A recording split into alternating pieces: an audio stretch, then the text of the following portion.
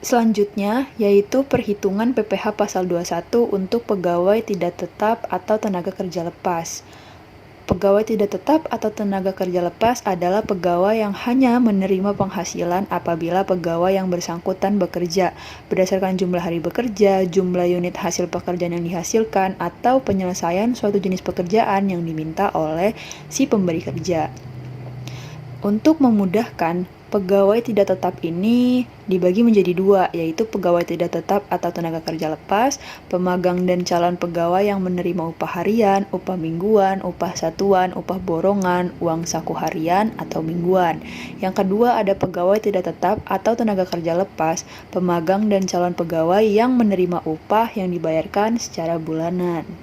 Selanjutnya ada penetapan yang telah sesuai dengan Peraturan Kementerian Keuangan tentang pendapatan harian, yaitu apabila penghasilan dalam sehari kurang dari 450 dan penghasilan kumulatif dalam satu bulannya itu kurang dari 4.500.000, maka tarif dan dasar pengenaan pajak atau DDP-nya itu tidak ada atau tidak dipotong PPh 21.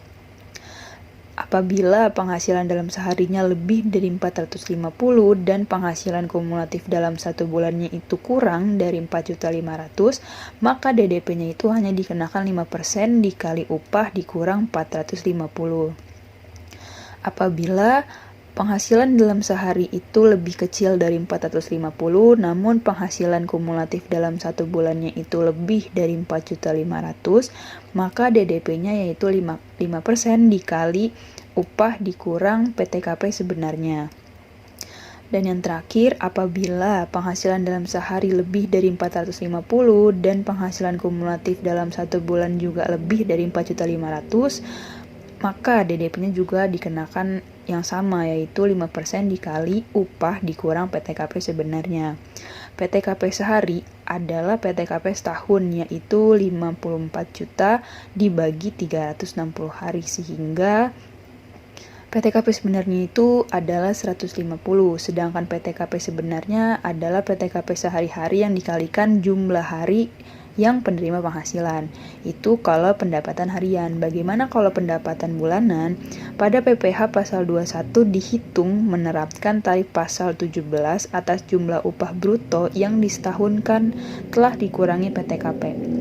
Dan PPh 21 yang harus dipotong adalah sebesar PPh pasal 21 hasil perhitungan tersebut dibagi 12 atau jumlah dari bulan selama 1 tahun. Lalu selanjutnya ada contoh soal tentang PPh 21 dengan soal upah harian. Nur Cahyo yang belum menikah pada bulan Januari 2016 bekerja sebagai buruh harian PT Cipta Mandiri Sejahtera, yaitu bekerja selama 10 hari dengan upah minimal sehari itu 450. Maka gimana cara hitungnya? Jadi upah sehari itu 450 dan batas upah harian tidak kena pajak itu 450. Pada hari pertama hingga hari 10, Nur Cahyo ini belum dikenakan PPh pasal 21 karena penghasilan dalam sehari dia itu tidak lebih dari 450 dan jumlah kumulatif penghasilan dia selama 10 hari itu tidak lebih dari 4.500.000 sehingga tidak dikenakan potongan PPh 21.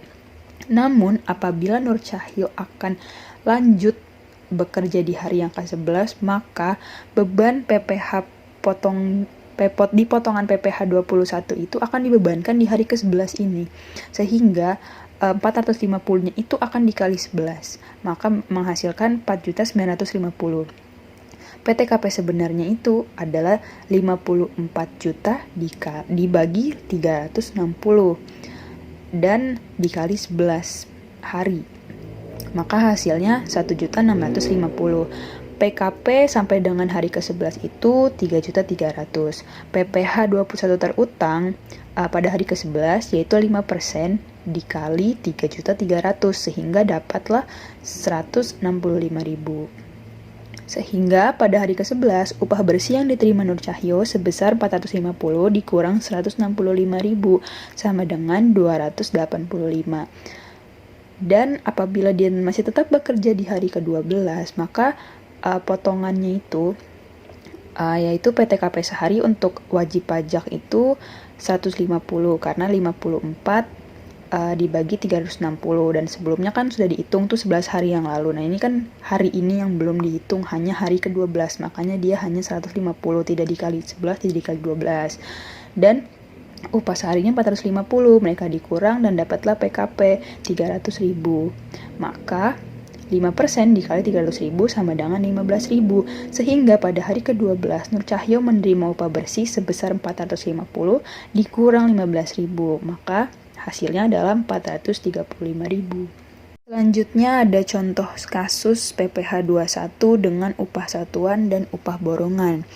Yang pertama dari Zal Fahmi yang belum menikah adalah seorang karyawan yang bekerja sebagai perakit TV pada suatu perusahaan elektronika. Upah dia itu dibayarkan sebanyak 125.000 per TV dan dibayarkan tiap minggu. Dalam waktu seminggu dihasilkan sebanyak 24 TV dengan upah 3 juta. Berarti dalam seminggu dia menghasilkan 3 juta. Jadi upah seharinya itu harus dicari kan. Yaitu 3 juta dibagi 6 hari. Dalam waktu seminggu dia hanya bekerja 6 hari. Berarti dibagi 6 hari. Maka 500.000, sedangkan 500.000 itu lebih besar daripada 450, maka harus dikurangi 450.000, maka dapatnya 50.000. Jadi upah seminggu terutang pajak yaitu 6 dikali 50.000, maka PPh 21 terutang yaitu 5% dikali 300.000 sama dengan 15.000. Yang kedua, ini mengenai upah borongan, yaitu Mawan mengerjakan dekorasi sebuah rumah dengan upah borongan sebesar 1 juta. Pekerjaan diselesaikan dalam 2 hari. Upah borongan dalam sehari itu 1 juta dan pekerjaannya 2 hari, otomatis kita harus ngitung dulu per harinya berapa, maka didapatkanlah 500.000. 500.000 lebih dari 450 atau batasan upah harian yang tidak kena pajak. Maka 500.000 dikurang 450, maka dapat 50.000. Upah borongan terutang pajak yaitu selama bekerja dikali 50.000 yaitu 100.000, maka PPh 21-nya itu adalah 5% dikali 100.000 yaitu sama dengan 5.000. Selanjutnya ada kasus PPh dengan upah bulanan, yaitu Bagus Hermanto bekerja pada perusahaan elektronik dengan dasar upah harian yang dibayarkan bulanan. Dalam bulan Januari 2016, Bagus Hermanto hanya bekerja 20 hari dan upah seharinya itu 250. Hermanto ini menikah namun belum memiliki anak. Sehingga perhitungan PPh pasal 21-nya itu yaitu upah Januari 2016 yaitu 20 hari bekerja dikali 250 yaitu upah sehari sama dengan 5 juta. Penghasilan neto setahun dikali 5 juta dikali 12 sama dengan 60 juta. PTKP-nya yaitu K0 karena dia sudah menikah namun belum memiliki anak, maka 54 juta ditambah 4.500.000. Maka hasilnya 60 juta dikurang 58.500.000. PKP-nya itu sebanyak 1.500.000. PPh 21 terutang setahun yaitu 5% dikali PKP yaitu 1.500.000 sama dengan 75.000. Maka PPh 21 dalam sebulan yaitu 75.000 dibagi 12. Maka per bulannya adalah 6.250. Pada materi selanjutnya yaitu perhitungan PPh 21 bagi orang pribadi yang berstatus sebagai bukan pegawai. Pada dasarnya terdapat 3 skenario perhitungan bukan pegawai. Yang pertama, bukan pegawai berkesinambungan dikurangi PTKP dihitung secara kumulatif dengan rumus 50% dikali penghasilan bruto dikurang PTKP sebulan dikali tarif pajak. Yang kedua, bukan pegawai berkesinambungan tidak dikurangi PTKP, dihitung secara kumulatif dengan rumus 50% dikali penghasilan bruto dikali tarif pajak. Yang ketiga, bukan pegawai tidak berkesinambungan, dihitung tidak kumulatif dengan rumus 50% dikali penghasilan bruto dikali tarif pajak. Apa sih yang bersifat berkesinambungan itu? Berkesinambungan adalah imbalan yang diberikan kepada bukan pegawai yang dibayarkan atau terutang lebih dari satu kali dalam 1 tahun kalender sehubung dengan pekerjaan jasa atau kegiatan. Seperti contohnya itu dokter. Jadi dia itu dalam sebulan, dalam setahun bisa menerima imbalan lebih dari 1 kali sesuai dengan dibutuhkannya jasa dia gitu. Seperti dokter, seperti perawat, dan lain-lain. Lalu, perhitungan bukan pegawai bisa saja mendapatkan pengurangan PTKP dengan beberapa syarat yang harus terpenuhi. Yang pertama itu memiliki NPWP. Yang kedua, memiliki satu pemberi kerja atau memperoleh penghasilan dari hubungan kerja. Yang ketiga, tidak memperoleh penghasilan lainnya. Berikut adalah contoh kasusnya. Eti Rahmawati adalah seorang petugas dinas luar asuransi dari PT Kolbu Jaya dengan memiliki NPWP dan hanya memiliki satu pemberi kerja.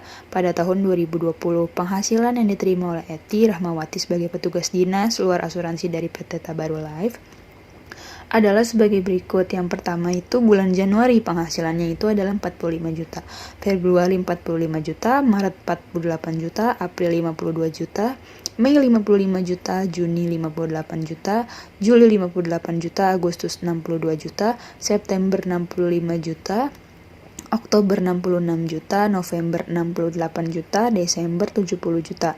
Dan jumlah pendapatan atau penghasilan Rahmawati yaitu 692 juta dalam pemberi kerja pada tahun 2020. Berikut adalah pemaparan dari kasus Eti Rahmawati yang sebelumnya telah disebutkan di soal, yaitu penghasilan bruto, ditulis semuanya.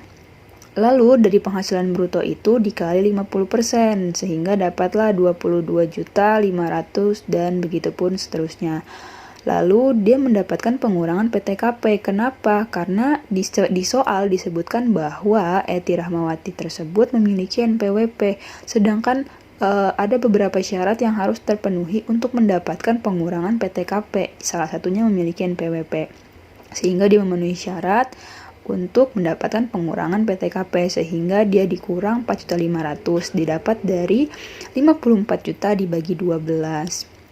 Lalu 20.500.000 tersebut dikurang 4.500.000, begitupun ke bawahnya, maka didapatlah penghasilan kena pajak atau PKP sebanyak 18 juta dan seterusnya. Lalu penghasilan kena pajak kumulatifnya itu ditambah dan dikalikan PPh 21 pajak untuk pembayaran pajak atau tarif pajak, dikenakan tarif pajak.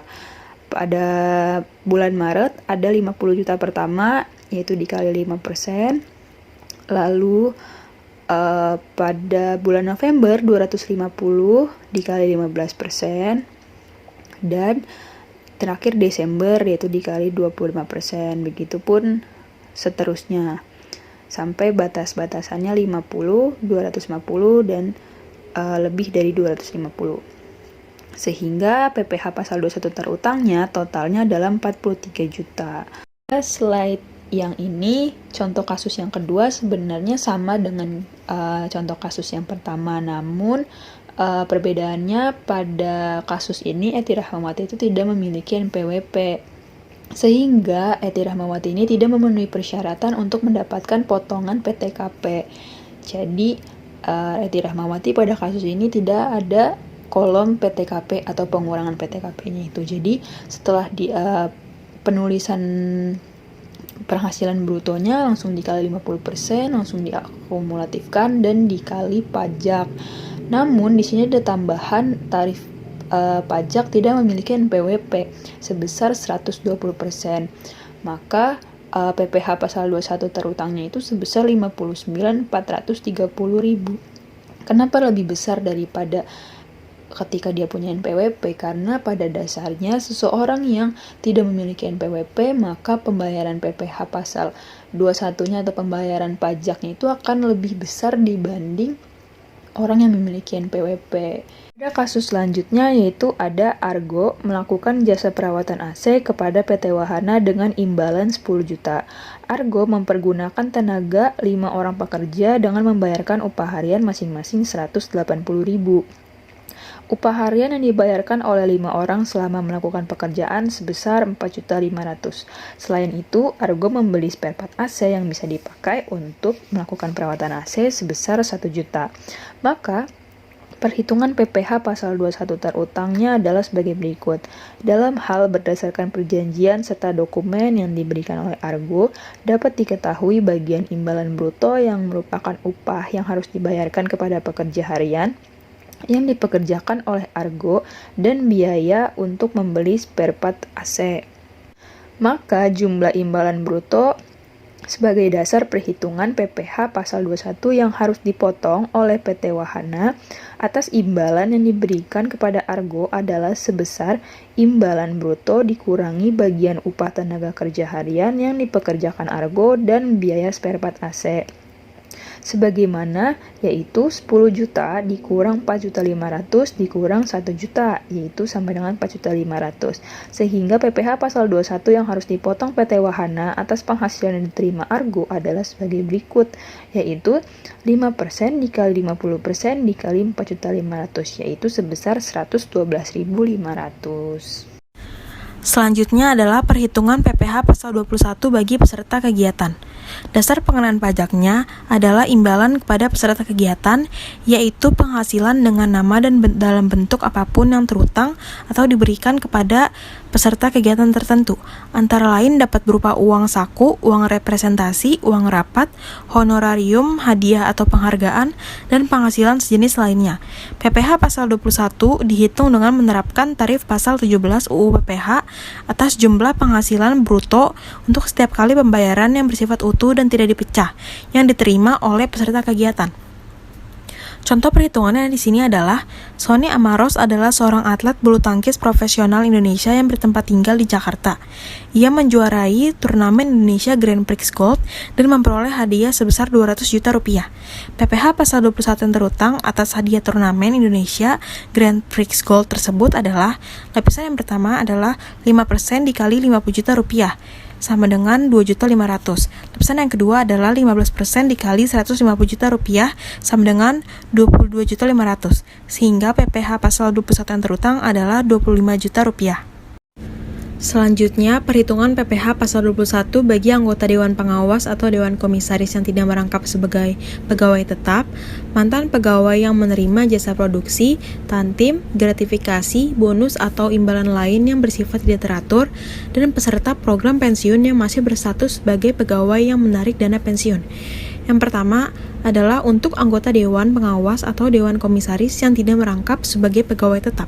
PPh pasal 21 dihitung dengan menerapkan tarif pasal 17 UU PPh atas kumulatif jumlah penghasilan bruto yang diterima atau diperoleh selama 1 tahun kalender. Contoh perhitungannya di sini yaitu Aulia Rais adalah seorang komisaris di PT Media Primatama yang bukan sebagai pegawai tetap. Dalam tahun 2016, yaitu bulan Desember 2016, Aulia Rais menerima honorarium sebesar 60 juta rupiah. PPh pasal 21 yang terutang, lapisan pertama 5% dikali 50 juta rupiah, yaitu 2.500.000. Lapisan kedua 15% dikali 10 juta rupiah, yaitu 1.500.000. Jadi PPh pasal 21 yang terutang adalah 4 juta rupiah. Apabila dalam tahun kalender yang bersangkutan dibayarkan penghasilan kepada yang bersangkutan lebih dari 1 kali, maka PPh 21 atas pembayaran penghasilan yang berikutnya dihitung dengan menerapkan tarif pasal 17 UU PPh atas jumlah penghasilan bruto kumulatif yang diterima dengan memperhitungkan penghasilan yang telah diterima sebelumnya. Selanjutnya yang kedua adalah perhitungan PPh 21 bagi mantan pegawai yang menerima jasa produksi, tantim, gratifikasi, bonus atau imbalan lain yang tidak teratur. PPh pasal 21 dihitung dengan cara menerapkan tarif pasal 17 UU PPh atas kumulatif jumlah penghasilan bruto yang diterima atau diperoleh selama 1 tahun kalender. Contohnya adalah Victoria Enda bekerja pada PT Fajar Wisesa.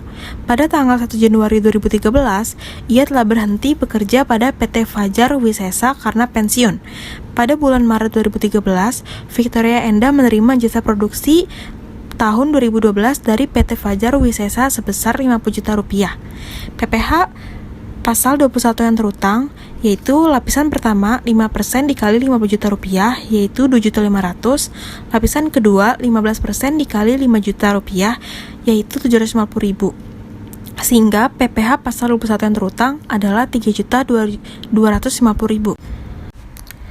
Apabila dalam tahun kalender yang bersangkutan dibayarkan penghasilan kepada mantan pegawai lebih dari 1 kali, maka PPh pasal 21 atas pembayaran penghasilan yang berikutnya dihitung dengan menerapkan tarif pasal 17 UU PPh atas jumlah penghasilan bruto kumulatif yang diterima dengan memperhitungkan penghasilan yang telah diterima sebelumnya.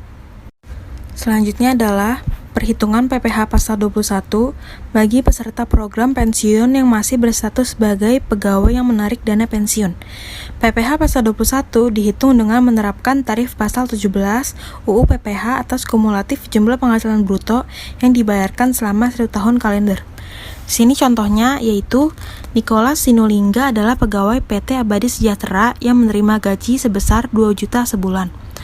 PT Abadi Sejahtera mengikuti program pensiun untuk para pegawainya. PT Abadi Sejahtera membayar iuran dana pensiun untuk Nicholas Sinulinga sebesar 100.000 sebulan ke dana pensiun Abadi Sejahtera yang merupakan dana pensiun yang dibentuk bagi pengelolaan uang pensiun pegawai PT Abadi Sejahtera yang pendiriannya telah disahkan oleh Kementerian Keuangan. Nicholas Sinulinga membayar iuran serupa ke dana pensiun yang sama sebesar 50.000 sebulan. Pada bulan April 2016, Nicholas Sinulinga memerlukan biaya untuk perbaikan rumahnya, maka ia mengambil iuran dana pensiun yang telah dibayar sendiri sebesar 20 juta rupiah. Kemudian pada bulan Juni 2016, ia menarik lagi dana sebesar 15 juta rupiah. Kemudian pada bulan Oktober 2016, untuk keperluan lainnya, ia menarik lagi dana sebesar 25 juta rupiah. PPh pasal 21 yang terutang atas transaksi tersebut: A. Atas penarikan dana sebesar 20 juta rupiah pada bulan April 2016, terutang PPh pasal 21 sebesar 5% dikali 20 juta rupiah, yaitu 1 juta rupiah. Yang B. Atas penarikan dana sebesar 15 juta rupiah pada bulan Juni 2016, terutang PPh pasal 21 sebesar 5% dikali 15 juta rupiah, yaitu 750.000 rupiah. Yang C. Atas penarikan dana sebesar 25 juta pada bulan Oktober 2016, terutang PPh pasal 21 sebesar 5% dikali 25 juta rupiah, yaitu 1.250.000. Jadi PPh pasal 21 yang terutang atas 3 transaksi tersebut 1 juta rupiah ditambah 750.000 ditambah 1.250.000, hasilnya adalah 3 juta rupiah. Selanjutnya adalah perhitungan PPh pasal 26 bagi orang pribadi yang berstatus sebagai subjek pajak luar negeri. Dasar pengenaan PPh pasal 26 adalah jumlah penghasilan bruto. Dikenakan tarif PPh pasal 26 sebesar 20% dengan memperhatikan ketentuan yang diatur dalam Perjanjian Penghindaran Pajak Berganda atau P3B dalam hal orang pribadi yang menerima penghasilan adalah subjek pajak dalam negeri dari negara yang telah mempunyai P3B dengan Indonesia. Contoh perhitungannya adalah Russell Frederickson adalah pegawai asing yang berada di Indonesia kurang dari 183 hari. Dia berstatus menikah dan mempunyai 2 orang anak. Ia memperoleh gaji pada bulan Maret 2016 sebesar $2.500 sebulan. Kurs Menteri Keuangan pada saat pemotongan adalah sebesar $11.500 per $1. Lalu perhitungan PPh pasal 26-nya, yang pertama mengonversi dolar ke rupiah, yaitu $2.500 dikali $11.500 rupiah, yaitu sebesar $28.750.000. Lalu dikalikan dengan tarif PPh pasal 26 yaitu 20% dikali 28.750.000, sehingga PPh pasal 26 yang terutang adalah 5.750.000 rupiah. Selanjutnya adalah saat penyetoran dan pelaporan SPT. PPh pasal 21 yang dipotong oleh pemotong PPh pasal 21 untuk setiap masa pajak wajib disetor ke kantor pos atau bank yang ditunjuk oleh Menteri Keuangan paling lama 10 hari setelah masa pajak berakhir. Lalu, pemotong PPh pasal 21 wajib melaporkan pemotongan dan penyetoran PPh pasal 21 untuk setiap masa pajak yang dilakukan melalui penyampaian SPT masa PPh pasal 21 ke Kantor Pelayanan Pajak atau KPP tempat pemotong PPh pasal 21 terdaftar, paling lama 20 hari setelah masa pajak berakhir. Oke, cukup sekian dari kelompok kami mengenai materi yang telah dipaparkan sebelumnya. Apabila ada salah kata atau salah perhitungan, mohon dimaafkan. Wassalamualaikum warahmatullahi wabarakatuh.